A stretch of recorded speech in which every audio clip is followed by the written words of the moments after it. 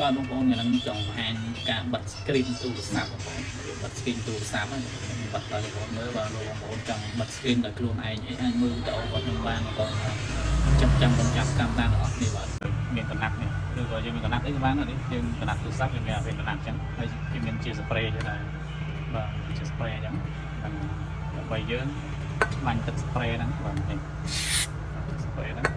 ជាតិទឹកមកដើម្បីជូតសម្អាតលើកញ្ចក់វាឲ្យស្អាតអស់តិចដីអស់អែលើកញ្ចក់ឲ្យក្រង់ទូរស័ព្ទអញ្ចឹងបងហ្នឹងហើយបងប្អូនមានណាបើយើងទិញ screen ទៅគាត់ជាមានគេឲ្យជាកណាត់សម្រាប់ជូតតែមានពេលកណាត់ហ្នឹងតែមានកណាត់លេខ1លេខ2មានសំដៅមានស្ងួតអញ្ចឹងណាបាទគេជួយស្អាតទាំងហើយតែយក screen មកscreen បើសិនជាឡៃខ្លះមានកតិចដីគាត់យើងជូតហើយកតិចដីយើងកោសយើងមួយទៅដើម្បីអស់កតិចដីលើកញ្ចក់ក្រង់ហើយដល់យើងបកជាមួយមកណាបកវាចេញមកយើងដាក់តម្រង់ផ្នែកខាងលើសិនបាទឲ្យវាត្រូវនឹងប្លោះសំណាញ់ blur សិនណាហើយយើងមើល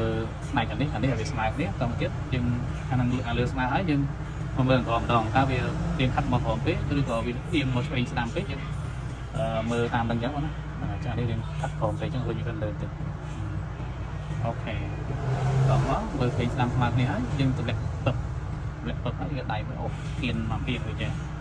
បាច់ដើម្បីឲ្យខ្យល់វាហ្នឹងនេះខ្យល់វាអស់ពីក្នុងសាច់ត្រង់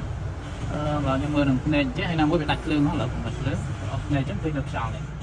តែបងមើលឃើញអត់មានខ្យល់វានៅក្នុងត្រង់ក្នុង screen នេះរុញវាចេញអស់ចឹងបាទវារុញចេញអស់ចឹងហើយស្អាតទេរួចរាល់